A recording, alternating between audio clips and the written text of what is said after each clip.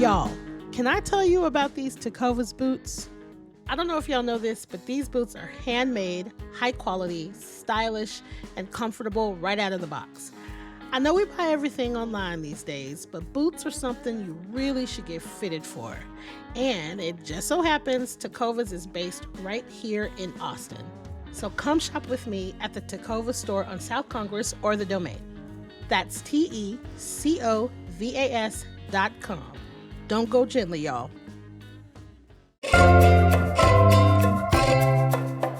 Today on CityCast Austin, normally right now would be dry and hot outside and we'd be at risk of wildfires. But with all this rain so far, not so much. Now all of that could change on a dime, so we have to stay prepared. Today, I'm talking about how we could do just that with Deputy Chief Carrie Stewart of the Austin Fire Department. CityCast Austin is brought to you by our exclusive launch sponsor, Tecovas.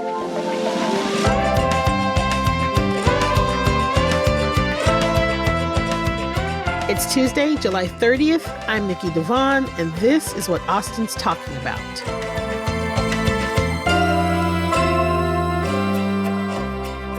I'm here today with Carrie Stewart, who is a division chief of the Austin Fire Department. Hello, Carrie. Thank you for being here. Hi, Nikki. Thanks for having me. I'm excited to be here. I'm excited you're here too. Okay, so we are going to get into these wildfires. So we are in the thick of summer on a scale of 1 to 10, 1 being the lowest, 10 being the highest. How concerned are you about wildfires in Austin this summer? Right now, I'd say we're at a 5 or a 6, which is actually pretty good. If you would have asked me that question last year at this time, I think we'd have been around an 8 or a 9. So with all the rain that we've had recently, the hurricane activity that's brought us a lot of moisture, we're actually sitting pretty good right now. Our fuel moistures are really high, especially compared to where we were at this time last year.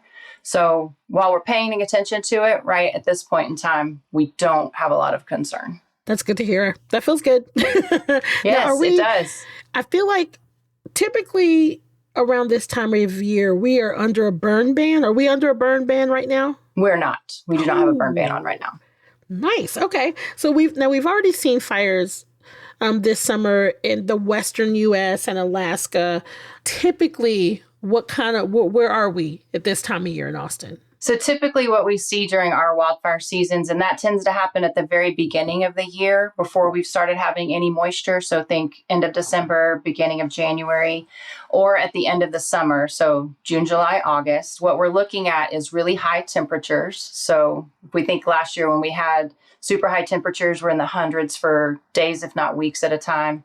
We're looking at really low humidities. So when our humidity starts to drop, that is an indicator that our moistures have gone down. And we're also looking at our fuel moistures, looking at how much moisture is in our grasses, our trees, and other vegetation. And those are all indicators of when our fire danger rating goes up. So if you think the signs that are outside of all of our fire stations, and you'll also see them at some of our parks here in Austin, we'll have those NFDRS, so it's Smokey the Bear with the arrow, right? Yeah. So when we start getting up above moderate is when we start really talking to the public about their activities, paying attention to don't throw your cigarette butts out the car window, and make sure you're not dragging a chain, and make sure if you're cooking outside that you're being responsible about that. So when we start seeing fuel moistures drop, temperatures go up and humidities drop, that's when we start really paying attention. But fortunately, we're not seeing that yet this year. And we're hoping that some of this moisture and rain activity continues throughout as much of the rest of the summer as we can.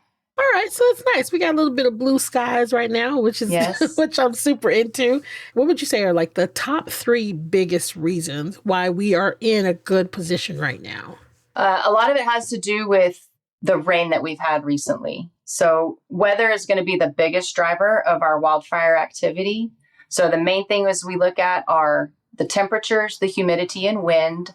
I think all of us are experiencing high humidities right now when we go outside, right? And then we haven't had a lot of wind either. Just because I want to make sure that I'm understanding, you've used this term fuel. Mm-hmm.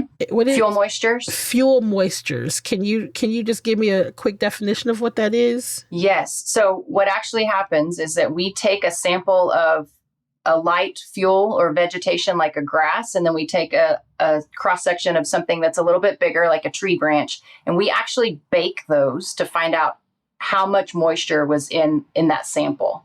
And that gives us an indicator of how wet or dry our vegetation may be in our area. So we're partners with Austin Water Utility, and they help us determine those fuel moistures. So we actually take a sample and we bake it to find out how much moisture was in it. And if I can get nerdy for a minute. Please. Yes. Yes. So think about a cedar tree, right? A cedar tree can, when it's fully saturated, can hold 140 to 150% of its dry weight. So they can hold a lot of moisture. What? So that's fully saturated. When those start dropping, those fuel moistures start dropping and we get below 100, we start paying attention. When we get down into the 70s for that fuel moisture for those trees, that's when we expect that we could see erratic fire behavior, extreme fire behavior. So right now we're looking at 130 plus on those fuel moisture. So we are sitting pretty good right now, but we are still paying attention to know that if we need to be concerned, that's when we'll start talking to the public and making everybody more aware that we have conditions that are more receptive to wildfire. I want to know what you said you bake. Where do you bake these? So we have, it looks kind of like a little easy bake oven for wildfire is what it is. So it's just a tiny little thing, and we can bake samples of vegetation, and we kind of weigh it before and we weigh it after to find out what percentage of its dry weight it had in moisture before we baked it. And what parts of the city do you take samples from? Just like whatever part you happen to be studying? We've got some sample areas that we use consistently just so that we can compare those over time. So those are our properties that belong to Austin Water Utility or other landowning partners in the city. But we do have different areas where we do pull those from, kind of bracket the city in the four corners so that we can have consistent readings and comparisons over time. And how often do you do this? About every 2 weeks. So, I'm sorry, I love this. I love that every 2 weeks you go out and you get vegetation and then you just put it in a little oven and you bake it, and it gives you all of this information about how we should be behaving. You see that Smokey the Bear sign outside a fire station. So yeah, there's a lot of science that goes into that. See, you're heroes, you're bakers, y'all do everything. Okay, you do everything. So now tell us about the free home ignition zone assessments that Austin Fire Department offers. What are those? What we're looking for is anywhere that embers could fly or travel, because those embers that are generated during a wildfire event can travel up to 1.5 miles. And they can land on your roof or anywhere that you have that leaf litter or have entry into your home, and they can smolder and sit there and then cause an ignition later, even if it's not instantaneous. So we're looking at, is your roof in good repair? Are there ways that those embers could make it into your attic? We're looking at any openings that you have, any vent openings on your roof. We recommend that you have an 1/8-inch mesh screening on the inside of your attic so that embers can't get inside your attic. We're checking your gutters, make sure they're clean and in good repair. We're going to look at your windows. We would recommend that you have double pane windows if you don't already. So that's just an extra safety measure. And then we're kind of looking around your home as well. And we have different zones around your home. So there's a 0 to 5 foot from your home out to 5 feet, and then 5 to 30 feet. And then if you're lucky enough to have more than 30 feet of space or more than 10 feet of space outside your home, because some of the houses are really close in Austin, then we're making suggestions for what kind of vegetation you may have in those different zones outside your home. So we're just looking for anywhere, ways that your home could ignite from wildfire, and making recommendations to the homeowner on what they could do to be proactive and reduce the chance of ignition around their home. Oh, and this is free.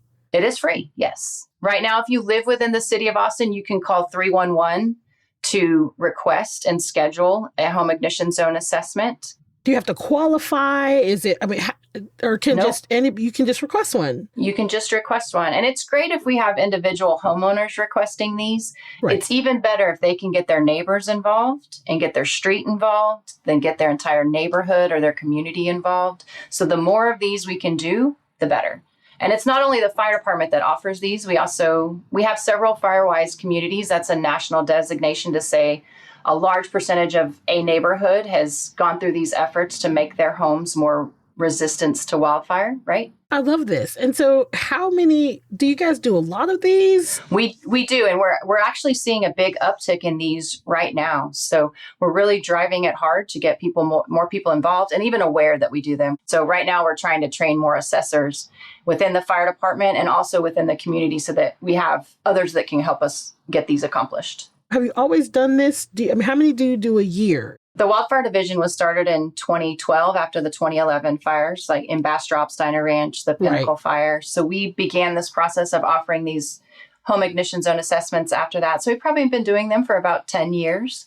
They are free, and we do dozens a year of these. But again, with that uptick, I bet we've done 10 to 12 this month already. The more of these we can do, the more people we can get trained to be able to provide the assessments, then the safer and the more resistant to wildfire we will be overall in the city. A change we're aware of is that insurance has been dropping people's coverage for things like fires. Do these assessments help with insurance or play into homeowners insurance at all? Yeah, so you're right that we have seen incidents. It started affecting folks in Austin that they're either told that their rates are going to go up or they may be dropped from insurance coverage. We are nationally recognized for the risk that we have of wildfire or the amount of property loss that we could have in the city due to wildfires is because of the interface. When you say interface, you're talking about our green spaces, right? Yes. So we call it Wildland Urban Interface, or WUI for short. And so the WUI is just where our green spaces butt up to our built environment. And do you happen to know off the top of your head, like how much of that we have? We have miles of interface. Miles and miles and miles. Yeah. So we have a great interface here in Austin. So it has affected folks in our area that insurance or being able to maintain insurance coverage because of wildfires has become a concern. We've started some conversations with the Texas Department of Insurance to be able to recognize those home ignition zone assessments as a positive step by the homeowner to maybe affect their ability to either maintain or keep their rates low. So you said that our interface has been nationally recognized. Yes. Does that mean it's like that we're just very dangerous? So there's a report that comes out every year. It's a CoreLogic report. It's an insurance industry report. So California, Colorado, and Austin are kind of the most recognized. And that's either for wildfire risk or the amount of property loss that we would have in dollars should we have a large event. We love our green spaces. Austin is a beautiful city because of the green spaces, because of our vegetation, because of that interface, right? That we're able to live with a line between our built environment and our vegetation, our trees. And you said California, Colorado, and Austin. Yeah. What would that dollar amount be? Like, if there was like, do you have any idea what the dollar amount would be if there was some sort of huge thing that happened? So our reconstruction cost value is $27.3 billion. $27.3 billion. Yeah. Reconstruction cost. And and that doesn't mean that any wildfire we had would cost that much, obviously. But if we were to have a large event, we could expect to see some high reconstruction costs. So think power, water, home loss, structure loss, impact to the community for businesses that might be affected. So all of those things being taken into consideration for what those reconstruction costs could be. So in addition to these assessments, are there any other things that Austinites should do to be prepared for wildfires? Yes. So that first thing is hardening your home. So thinking about hardening your home, if we look at your home from the roof down, all of those things we've already talked about, we can think about your fences and making sure that you don't have a wood fence that comes all the way up to your house. Maybe we for the 10 feet between your house and that wood fence, we replace that with a metal, something that wouldn't let fire travel all the way to your home. And so making sure that you've hardened your home and then thinking about pushing that out to the rest of your community. So that's the number one thing that we want people to think about. And then other things that we can do during that Blue Sky Day to prepare are having an evacuation plan with your family and having an overall emergency plan with your family. So if you got separated, if not everybody's at home and you had to evacuate, you have a meeting place where your family can gather up and make sure everyone's okay. Do you have a plan like that? And then we encourage everyone to have a go bag as well. So regardless of what type of emergency, we want you to have a go bag that's prepared that should you need to leave your house really quickly for an evacuation, whether that's for flooding or wildfire, or whatever the event may be, that you have the things that you need, pictures and photo albums, so personal effects that you can't replace, any computer type things that you might want to take with you, papers that are important to you, so think passport, insurance papers, stuff like that, prescriptions or any medications, plastics, like a credit card so that you can pay for things, personal devices, so think phone and a charger for it. And then we want you to be thinking of those things and having those items easily accessible should you need to leave in a hurry. So I do not personally go outside a lot and frolic, but I know that Austinites love to be outside. So do the lush green spaces also pose higher risks for wildfires? When we're sitting in conditions like we have right now, nope. So it depends on our conditions, but when those conditions are elevated and we see the chances of higher fire activity and everything's more receptive to igniting and then burning, it doesn't necessarily mean we're going to have a wildfire. It just means that they're able to burn if they have an ignition source. It's kind of a risk benefit. We live in a beautiful part of Texas. And we do love our outside spaces, and they are amazing. So it just means that when we have elevated conditions or we're receptive to an ignition, that's when we just need to temper our behavior accordingly. So in the recent years, it seems that our number of people camping and living in our green spaces has gone up. I know that it's come up a couple of times when there are these accidental fires, when they're cooking in the encampments. How are you guys helping mitigate that? So one thing we're doing is trying to really track with our operations crews where those encampments are so that we're aware and kind of have an idea that if something starts in one of those areas that we know there's, number one, there are people there that we need to work on getting out and evacuating, right? And then one of the things that we did with the severity we had last year was we had some sheltering opportunities to be able to move folks out of our green spaces so that we could minimize any ignitions from human starts, right? How are most wildfires started? Most wildfires are starting from humans, whether it's an encampment or not. Generally, it's a careless act by a person somehow. So whether that's I'm barbecuing outside and our fire danger has gone up and I haven't properly extinguish that barbecue fire, or I do throw the cigarette butt out the window while I'm driving and it causes a roadside start that then spreads to something else, or I drag a chain. I know I live out of the city a little bit. We have had a couple of starts by people with trailers and they drag a chain and it causes a spark that starts a roadside, that creates a roadside start. So being able to move folks out of those encampments out in our green spaces and put them in a shelter so that we could kind of minimize any starts from our homeless populations. Right. Okay. I love that because, we were hearing from constituents that were really concerned about our unhoused community, just, starting fires or being caught in fires. Now, in the past, we have seen some close calls, specifically in the summer. Do you have one that stands out to you and what you've learned from those experiences? I can talk to a fire that we had last summer. It was the Hogeye Road fire. That's right by my sister's house. Okay. So we had a wildfire out there last year, and it was the first time that in the city of Austin that we had used fire to fight fire. So we actually started what's called a back burn, and as the wildfire was moving with the wind, we started a fire intentionally and burned off a lot of the fuels where that wildfire was heading, so that when it got to where we had burned out, it was already burned, and the fire just ended up burning itself out. So it's an advanced tactic that we hadn't been able to use in the city, but it was a great example of some of the training that we're doing within the fire department. And we have a new wildfire battalion that's about 2.5 years old. Being able to use tactics like that was a huge learning thing for us, and just proof that it can work inside of city limits and be a very valuable tool for us. That is severely cool, first of all. I just got this Steven Spielberg-esque picture in my mind of wait, let's start a fire so we could get, I just love that. And it sounds amazing. It was pretty cool. I have to say, it was pretty cool. Yeah. And we also have a prescribed fire permitting process and a prescribed fire program on city-owned lands within the city. So our partners at Austin Water and PARD, and even our partners with the county, they have some county property that's within city limits. So we do prescribed burning.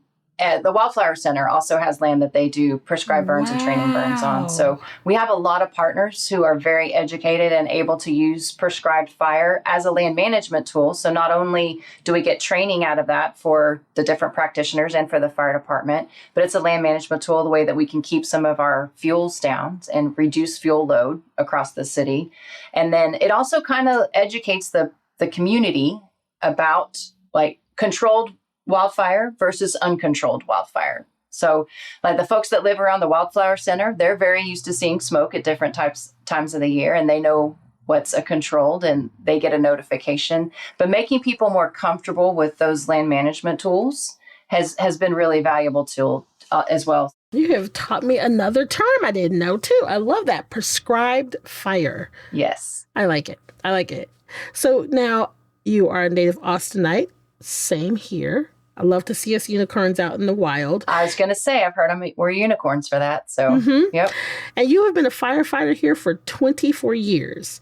Yes. So how have you seen Austin change over the years in regards to fire prevention, safety, risks, mitigation? The main thing I think is that it's gotten a lot busier. And a lot of that is those preventive pieces that they do on a daily basis. So whether that's hydrant maintenance, because we test every hydrant in the city every year to make sure our hydrants are working. We're still doing apartment inspections. If people want to ask for their home to be inspected, we'll come do that as well.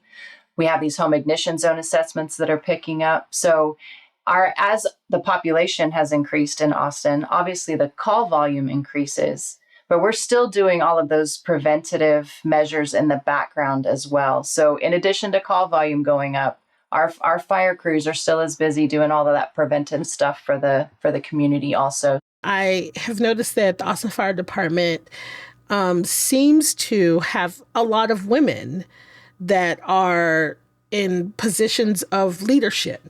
What is it like for you, like being a division chief, being a woman in this city? Like, talk a little bit about that. I'll say as a division chief, I'm honored to work in the office that I do. I'll say I didn't know a lot of wildfire before I came over to be in charge of this office. I've learned so much. There's a great crew, a great group of civilians and firefighters who work in this office to make sure that we're safer, hardened, and adapted for wildfire. So I love this mission, and it's very infectious. It is a fun mission. It's fun. We get to do all sorts of stuff. Fight wildfires, teach the community, spread the education. But overall, for being a woman in the fire service, we do pretty good in Austin with the number of women that we have. If we compare us to the national average, we tend to do pretty well. So we attract a lot of smart women, a lot of quality women, strong women, and I'm very proud of the numbers that we're able to maintain.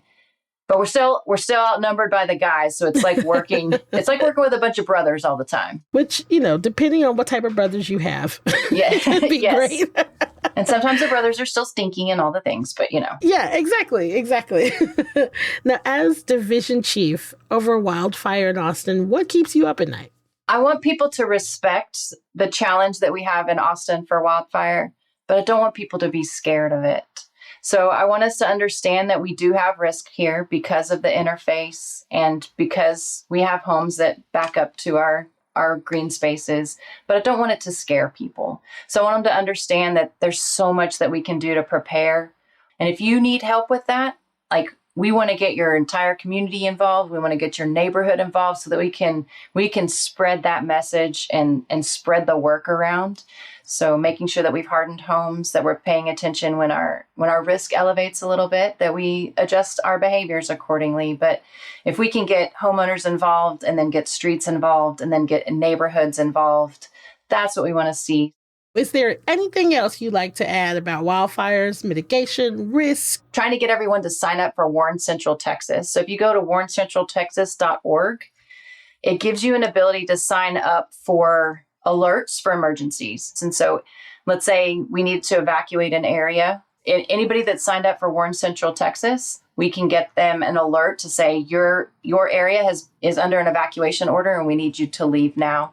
So trying to get people to sign up for those alerts is super important across the city and across the counties. And then come to our Austin Area Wildfire Hub and learn about those home ignition zone assessments. And if you want to have one of those structure or home ignition zone assessments done at your house, please call 311 and you can set one of those up through the Wildfire Division. You might as well just go right now and go sign up for those warnings. Right now, you're not doing nothing. Get your phone in your hand. Thank you so much, Carrie, for being here and talking to us about wildfires. Absolutely. Thank you so much for having me. This was fun. Bye. Bye.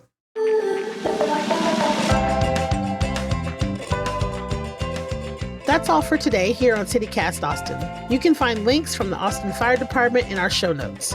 If you enjoyed the show, why not tell a friend, rate the show, leave us a review, and subscribe to our Hey Austin newsletter. We'll be back tomorrow morning with more news from around the city. Bye.